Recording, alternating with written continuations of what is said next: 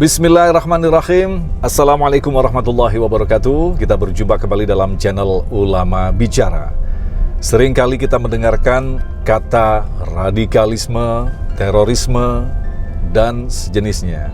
Seringkali kita menyematkan kata ini kepada seseorang yang tidak kita sukai karena pemikirannya, kemudian karena sikapnya, maka buru-buru kita mengatakan bahwa dia radikal ataupun seorang teroris. Padahal untuk menyematkan sesuatu atau anggapan kepada orang, tentu saja kita membutuhkan begitu banyak parameter yang tentu saja didasarkan pada apa parameter ini dibuat. Inilah yang nanti kita akan bicarakan dengan guru kita, Kiai Haji Khalil Nafis, dan saat ini saya sedang menuju ke pesantren Cendekia Amanah yang ada di Depok. Kiai akan menjelaskan kepada kita siapakah sesungguhnya yang layak atau pantas disebut sebagai seorang radikal dan seorang teroris. Kita akan bahas tentunya masih bersama kami, Ulama Bicara. Assalamualaikum warahmatullahi wabarakatuh. Kabar adanya pemetaan masjid dan pondok pesantren dalam rangka mencegah radikalisme menurut saya kurang bijaksana. Kenapa? Karena kalau masjid, pondok dipetakan, harusnya tempat ibadah lain, sekolah agama lain pun ikut dipetakan juga. Jangan sampai umat Islam, masjid, ponpes selalu merasa menjadi pihak yang tertuduh. Yuk sama-sama kita jaga persatuan dan kesatuan bangsa ini dengan saling berbaik sangka kepada semua. Terima kasih. Assalamualaikum warahmatullahi wabarakatuh. Alhamdulillahirrabbilalamin. Akhirnya kita sampai di pesantren Cendekia Amanah Depok dan kita berjumpa dengan guru yang kita cintai, Kiai Haji Khalil Nafis. Assalamualaikum Kiai. Waalaikumsalam warahmatullahi wabarakatuh. Apa kabar Kiai? Alhamdulillah. Luar biasa safari Kiai kemana-mana sehingga hari ini mohon maaf sekali kita minta waktunya dan Alhamdulillah Kiai menyediakan waktunya Kiai. Alhamdulillah. Kemarin menarik sekali Kiai memang menjadi istilahnya rating maker begitu ya, dengan hadirnya Kiai memberikan tanggapan tentang masalah radikalisme, terorisme. Kemarin juga sempat tampil di TV One dan tidak salah juga kita berbagi kepada pemirsa channel Ulama Bicara Kiai. Masya Allah. Ulama harus berbicara Kiai. Jangan diam. Jangan diam. Nah, kalau menurut pandangan Kiai ini masalah radikalisme dan terorisme ini kembali mengemuka. Kalau menurut pandangan Kiai, apakah kita memang lagi dalam kondisi darurat terorisme sehingga kepolisian negara harus istilahnya memberikan kembali wacana kepada masyarakat bahwa beberapa pesantren harus dimasukkan dalam daftar radikalisme dan terorisme. Sebelum kita masuk pada makna terorisme atau radikalisme, menurut pandangan Kiai, mengapa ini bisa terjadi? Ya sebenarnya itu kan warning ya. Rapat kerja mereka yang harusnya sekret, harusnya tertutup tapi bocor. Di zaman media seperti sekarang memang harus hati-hati ketika ada informasi itu, jangan terlalu mudah ya untuk berbicara sementara di dalam tidak steril, sehingga bocor keluar dan menjadi wacana publik. Dan niatnya polisi setelah saya konfirmasi adalah BNPT khususnya untuk mewaspadai ini, dan ini bagian dari laporan kinerja bahwa mereka sudah bisa melakukan identifikasi. Tapi di masyarakat menerimanya seperti saya, pengasuh pesantren, seperti kiai yang lain. Ini membuat orang fobia sama pesantren nih kalau tidak diklarifikasi.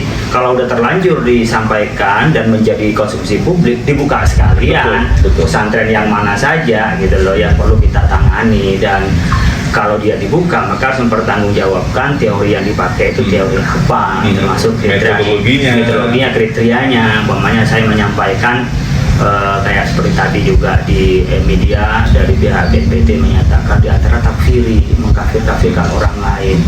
Kalau mengkafir-kafirkan orang lain nggak apa-apa, tapi mengatakan kafir boleh dong. Jadi orang yang tidak beriman kepada Allah itu kafir, tapi tidak boleh dimusuhi. Mengatakan kafir itu sah. Dia kafir, dia orang kafir itu sah. Karena memang dalam Islam ada terminologi itu.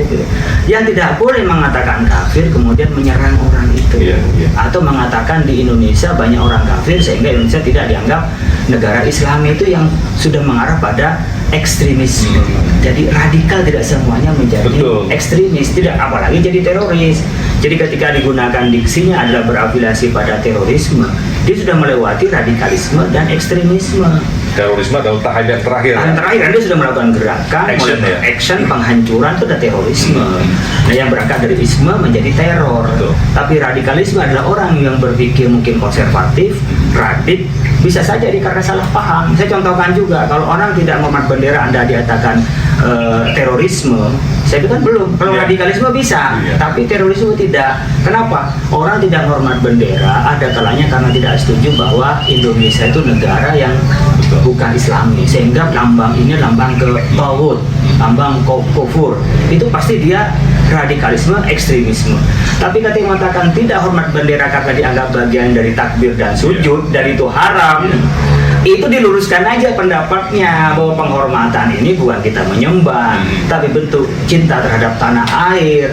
Akhirnya mereka akan berubah. Jadi kategori seperti ini yang mengarah pada isme itu ditanyakan kepada ulama biar tidak sporadis. Sehingga orang militansi beragama karena punya pemahaman konservatisme agama dianggap adalah ekstremisme dan terorisme. Mungkin radikalisme iya, cara berpikirnya radik iya, tapi tidak mengarah pada ekstremisme dan terorisme. Nah, sebelum kita masuk pada alasan mengapa Densus membuat beberapa daftar bahkan melebihi 100 pesantren dan masjid yang diduga terpapar daripada radikalisme, kita akan mencermati tentang makna daripada radikalisme itu sendiri. Radikal ini kan diambil kata dari radik, ini kan kata asing. Ya. Dasar, akar. Jadi kan sebenarnya kalau kita memahami ketika sebuah pengetahuan telah terjadi distorsi, sementara kita kembali tarik ke akar gitu loh. Lantas ini mengapa bisa muncul ada kesan jahat dalam makna ini? Padahal kan ternyata itu kan hanya sekedar wacana pemikiran begitu gitu. Ketika bicara radikalisme dalam bentuk pemikiran, usuluddin itu bagus. Teman-teman filosofis itu radik, ya. Tapi yang menjadi negatif pemaknaan jadi radikalisme ekstremisme atau radikalisme terorisme, gitu ya. Nah, di Indonesia akhirnya menjadi istilah bahwa radikalisme itu mengarah pada terorisme. Itu ketika di dalam terminologi bagaimana penanggulangan terorisme. Tapi dalam teori pemikiran itu bisa bermakna lain. Dan itu sah di dalam sebuah teori. Umpamanya kita menyebut dengan kata-kata berkenaan dengan sunnah. Sunnah itu di dalam ilmu fikih kalau dilaksanakan dapat pahala, ditinggal nggak apa-apa.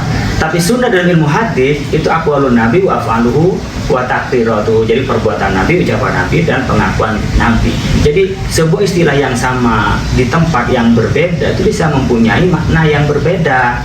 Nah, sama radikalisme dalam bentuk pemikiran itu bisa positif, tetapi dalam bentuk wacana terorisme maka radikalisme menjadi negatif. Maka kembali kepada namanya definisi operasional di dalam ilmu kita penelitian, ya. Jadi beberapa definisi yang muncul, beberapa istilah yang muncul baru diambil sebagai definisi operasional. Artinya definisi mana yang dipakai. Kalau definisi yang dipakai oleh teman-teman penanggulangan terorisme, ya pasti radikalisme itu yang punya pemikiran radik dalam arti dia membongkar kemapanan dengan secara frontal dan biasanya dengan melalui kekerasan dan tidak secara prosedural. Nah, kalau itu udah dimaknai seperti hal itu tuh kita mengatakan ya silahkan gitu loh. Tetapi dalam bentuk pemikiran, pengajaran itu mungkin tidak bermasalah. Disinilah barangkali pada saat penentuan 198 pesantren itu afiliasinya itu seperti apa. Jangan-jangan orang pernah alumni dari pesantren yang di situ kiainya dianggap teroris, kemudian santri dianggap teroris semua. Atau pernah orang berhubungan. Mungkin juga setelah itu dia tobat, kan bisa berubah. Wong dari non muslim aja bisa jadi muslim, orang muslim juga bisa murtad. Jadi oleh karena itu yang kita hukumi di dalam Islam namanya yang faktual, yang konkret, yang nyata itu apa. Parameternya harus diperjelas begitu ya. Jelas. Kalau memang udah jelas, ya tentukan saja dan itu diproses hukum atau dibina. Karena kalau terornya nggak ada lain kecuali proses hukum.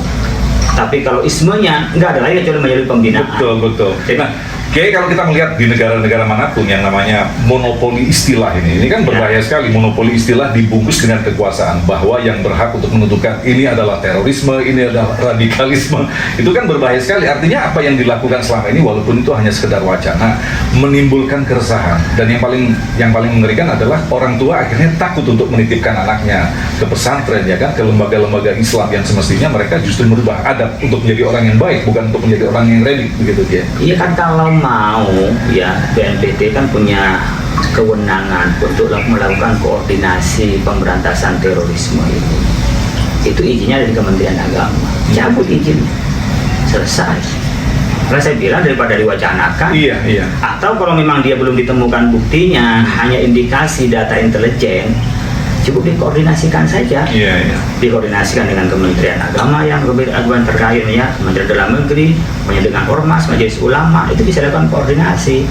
Saya memang menerimanya ya kebocoran aja, namanya bocor nggak sengaja akhirnya keluar, dan itu berarti ketidakhati-hatian di dalam membawa informasi yang sedang diolah. Ini sedang diolah, bukan menjadi keputusan. Oleh karena itu sebenarnya kita mendukung terhadap program-program pemberantasan terorisme, tetapi jangan sampai yang baik-baik itu terkena imbas kesalahpahaman di dalam pemberantasan itu yang kita ingin luruskan. Yang kedua, orang yang baik-baik membela NKRI jangan sampai salah paham.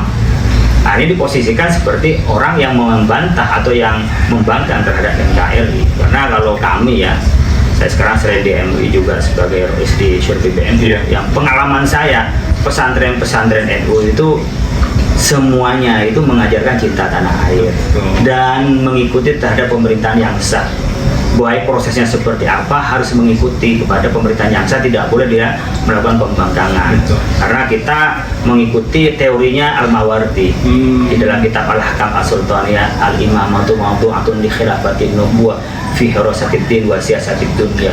Jadi kita butuh pemimpin yang itu bagian dari meneruskan misi kenabian. Untuk apa? Fi hirasatiddin, untuk menjaga agama. Jadi kalau kita nggak ada pemerintahan, Jumatan bisa kacau kan, haji bisa kacau, mungkin juga zakat bisa kacau, ya. Bahkan kita mungkin nggak bisa melaksanakan sholat dengan tertib, bisa sholat yang kital itu kan, bisa sholat khauf kita bisa lakukan. Karena apa? Karena nggak stabil. Maka fi hirasatiddin wa siyasatid dunya, dan juga membangun kesejahteraan hidup.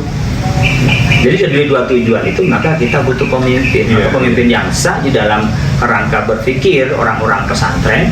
Itu tidak boleh kita tuh membangkang, tunggu sampai pada proses seperti halnya pemilu, proses suksesi dengan baik, sehingga tidak terjadi kerusuhan, tidak terjadi konflik, apalagi sampai umpamanya saling menghancurkan. Itu paham yang ada di pesantren. Jadi ketika disebut pesantren itu terafiliasi dengan teroris, afiliasi itu apa? Dibiayai, didoktrin, atau ini orang-orang akan menjadi nah ini salah, ini menjadi hancur negara atau seperti apa? Ini yang saya katakan akan menjadi masalah ketika perumusan makna radikalisme, terorisme dan sebagainya itu berdasarkan monopoli pemaknaan. Itu yang saya maksudkan. Apakah selama ini kan kita tahu, alhamdulillah di Indonesia ini kita ada lembaga kumpulan para ulama yang tentu saja capable untuk bisa merumuskan tentang hal-hal agama. Kita tahu bahwa agama adalah sesuatu yang sangat sensitif. Apakah selama ini tidak ada masukan-masukan untuk bisa merumuskan hal-hal yang nanti bakal regulasinya itu urusan agama? Agama kan sangat sensitif sekali, ya. Kita sudah mengeluarkan fatwa tentang terorisme tahun 2004. Jadi ada panduannya, dan bagaimana kita menanggulangi radikalisme itu juga ada. Apa itu dirasa nggak cukup sehingga harus ada? Ya sebenarnya kalau panduannya cukup, tapi di tingkat lapangan kadang-kadang emosinya beda dengan aturannya. Jadi emosinya beda. Jadi kadang-kadang yang praduganya itu lebih dulu daripada faktanya. Atau mungkin di penelitian mungkin benar, saya tidak tahu, ya. Itu adalah benar, tetapi isu itu menjadi tidak nyaman. Tapi lepas dari isu itu, saya pikir di Indonesia masih ada radikalisme yang mengarah terorisme itu ada. Tapi ya jumlah kecil, meskipun kecil tentu akan bahaya. Oleh karena itu, kalau kita bicara soal radikalisme dan terorisme, itu jangan sampai menjadi stigma terhadap agama tertentu. Betul. Jangan sampai menjadi stigma hanya kepada Islam. Yang terjadi seperti itu, ya. Akhirnya kontraproduktif. Umat Islam bukan mendukung, malah melakukan kontraproduktif. Produktif awalnya kita mendukung, tapi karena kita yang ya merasa tersinggung, itu bisa lain pemaknaan, bisa juga polanya bisa berbeda. Di sini mungkin pilihan diksi dan koordinasi perlu lebih intensif. Kalau terorisme, ya musuh kita bersama, siapa yang mau lindungi terorisme? Siapapun yang merusak tetap adalah musuh agama, musuh kita itu tidak ada disematkan pada agama tertentu. Oleh karena ketika nyebut pesantren, nyebut masjid, itu pasti ada ketersinggungan dan umat Islam itu. Jadi tolong mungkin diksi yang digunakan dan kita jangan hanya pada yang ekstrim kanan, ekstrim kiri pun juga harus diberantas. Komunisme, ya itu juga liberalisme. Ada kesan seakan-akan dialihkan. Ini Islam menjadi semacam barang mainan begitu, Ge. Ya kan, artinya orang akhirnya cemburu. Kenapa yang lain tidak? Kenapa kami jadi semacam mainan begitu, Ge? Ya itu dirasakan kita. Jadi kalau dalam pengamatan beberapa hasil penelitian teman-teman di akademik ya di UI maupun yang dari luar kita baca jurnal, terorisme dunia itu tidak lepas dari suatu ketidakadilan. Jadi tidak semata-mata bahwa terorisnya ditumpas, tapi adalah akar masalah menyebabkan terorisme juga harus kita perbaiki. Soal ketidakadilan itu pasti menimbulkan kemarahan. Kemarahan ketika dibungkus dengan agama, dan itu bisa ada jaminan untuk hidup yang ya lebih nyaman setelah kehidupan di dunia. Ya mereka rela untuk mati, rela juga melepaskan nyawanya itu. Oleh karena itu sebenarnya di samping kita ismenya kita perbaiki, ya, bagaimana kita melakukan deradikalisasi, narasi-narasi kita juga imbangi dengan narasi yang cinta tanah air, tapi juga kondisi terornya ini harus diperbaiki dengan perbaikan keadilan, keadilan hukum, keadilan ekonomi, ya keadilan politik. Betul. Nah, keadilan hukum, keadilan ekonomi, keadilan politik tentu saja merupakan rumusan yang disepakati bersama. Tetapi ada juga orang yang kadang-kadang kurang sepakat dan bahkan tidak sepakat. Hanya saja cara menyampaikannya ini seringkali dianggap radikal. Ini kan akhirnya orang justru menjadi kontraproduktif gitu ya kan. Ketika kita berceramah, seorang ustadz berceramah di masjid bahwa ini kurang ini teroris, ngeri banget ya. Terus kemudian terjadi banyak penangkapan ulama yang banyak dicintai begitu. Ini kan justru menjadi martiring, akhirnya membangkitkan terorisme, bukan gitu ya? Ya, ini kadang-kadang kan masing-masing kadang-kadang nggak bisa nahan diri. Ya kadang-kadang melihat ketidakadilan, melihat kesemrawutan, kadang-kadang kita melakukan kritik itu sembrono juga. Itu dia, kritik yang bukan hanya pada konten yang dikritik dengan argumentasi atau solusi, tetapi lebih pada personal. Begitu juga kadang-kadang pihak penguasa baper gitu, bawaannya juga wah ini kok ngeritik kita, ini orang ini menjadi menurunkan umumnya berkenaan dengan ya penerimaan kita di publik gitu. Kadang-kadang ya kebencian itu muncul atau kemarahan bisa muncul. Apalagi ada medsos, report langsung publish. Jadi sebenarnya harus saling nahan diri. Dari kita pun, para asatid, para masyarakat juga tinggal melakukan kritik juga jangan melanggar hukum. Begitu juga pemerintah ketika ada kritik ya disikapi dengan baik lah. Tidak perlu dibawa baper gitu. Jadi perlu juga dipilah mana kritik, mana mencaci, itu harus dipilah. Juga harus bisa memilah mana itu untuk kebaikan kita, mana yang memang untuk menyudutkan kita. Jadi pemerintah dan masyarakat pun juga harus ke tengah, jangan memilih di ekstrim ya, di ekstrim luar dan ekstrim dalam, tetapi kita harus di tengah. Masukan-masukan bisa diterima untuk perbaikan. Kemudian kita pun harus sabar bahwa sesuatu tidak mungkin diubah dengan bimsalabim. Betul. Ada proses, walaupun kadang-kadang menyakitkan bagi kelompok tertentu. Dan kadang-kadang juga kalau nggak teriak juga nggak berubah gitu. Teriak pun saja nggak berubah gitu. Bahkan mirip dengan gini juga, mirip punya anak nakal, ada yang cukup diomongin, ada yang disentak gitu. Jadi memang variannya itu ya dinamikanya begitu. Mulai dulu namanya relasi keagamaan dengan relasi kekuasaan itu tidak pernah tuntas mulai dulu. Jadi ulama kadang-kadang ya menyampaikan kebaikan, merasa menegaskan tentang risalah kenabian, dia tidak perlu takut dengan apa-apa, tetapi penguasa merasa tersinggung, ya ulamanya ya bisa menjadi ya penjara. Betul. Jadi hubungan ulama dengan kekuasaan itu, keagamaan dan kekuasaan itu bisa dikira menjadi tiga. Ada ulama yang sama sekali itu tidak mau tahu dengan hubungan negara dan luar, pokoknya ngajar, nulis, ngaji itu udah. Kalau di dosen ngaji, pokoknya di mana-mana ngaji itu. Ada ulama yang nggak mau tahu yang kita rasakan itu ada. Yang kedua, ada ulama yang apapun dari pemerintah itu adalah kemaksiatan. Kalau datang pada pemerintah itu adalah menjilat, bahkan komunikasi dengan pemerintah itu adalah sebuah aib. Itu ada yang begitu, ya salah memahami tentang kerangka Al-Ghazali bahwa ulama su itu yang datang pada pemerintah. Datang itu dianggap datang itu artinya menlegitimasi kebijakan buruk pemerintah. Kalau kebijakan baik ya didukung. Nah, kelompok yang anti pemerintah, ya ada orang keagamaan yang anti pemerintah, apapun dari pemerintah itu harus disalahin atau harus dikritisin.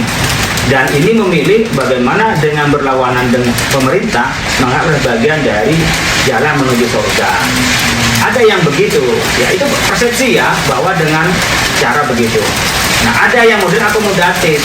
Ya, kalau dulu Abu Yusuf itu akomodatif. Jadi ulamanya tetap ada, tapi dia masuk di dalam pemerintahan. Di dalam pemerintahan itu dia melakukan perbaikan sebisanya.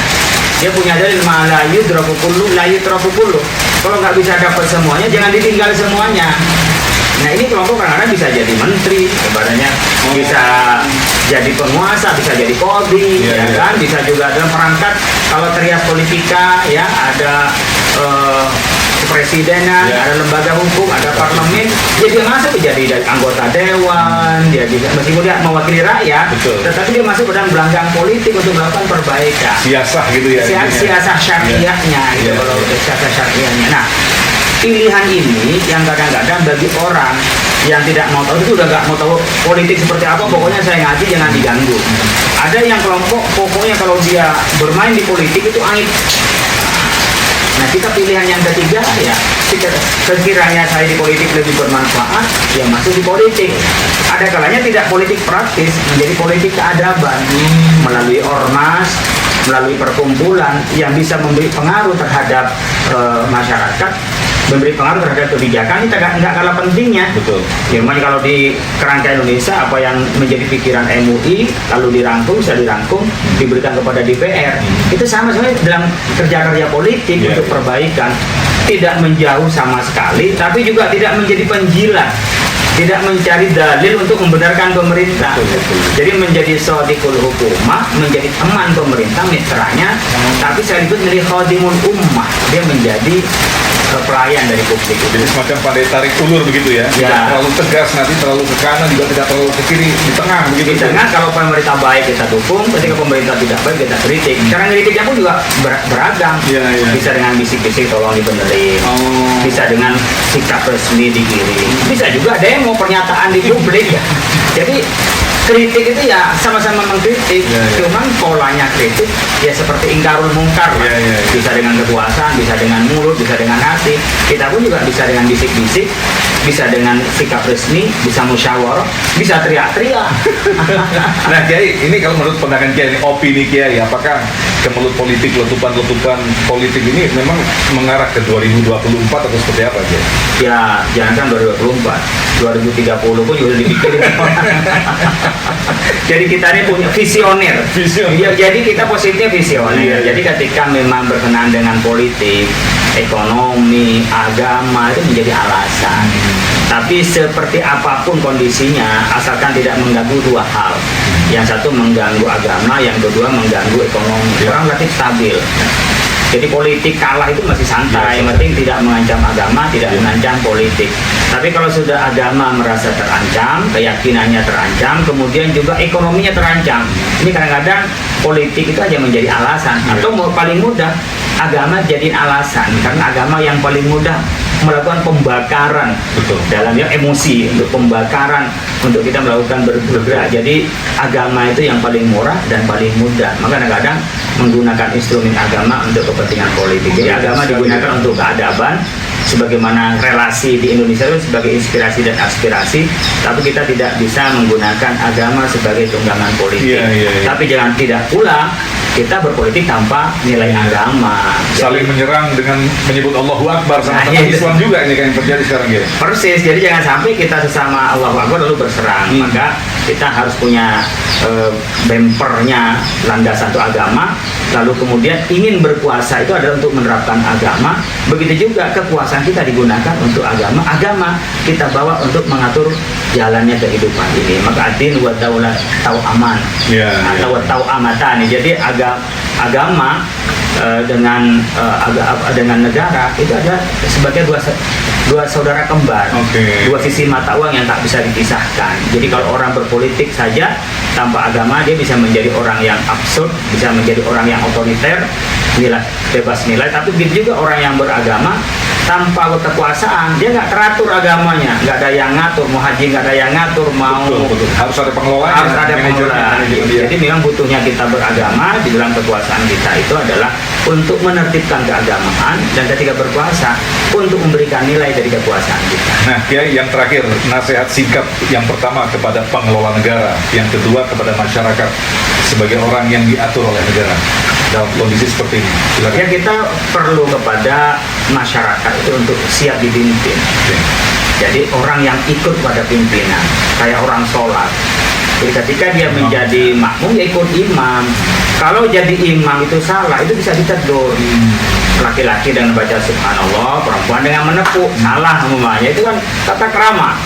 Jangan sampai di depan salah ditempeleng kan gitu.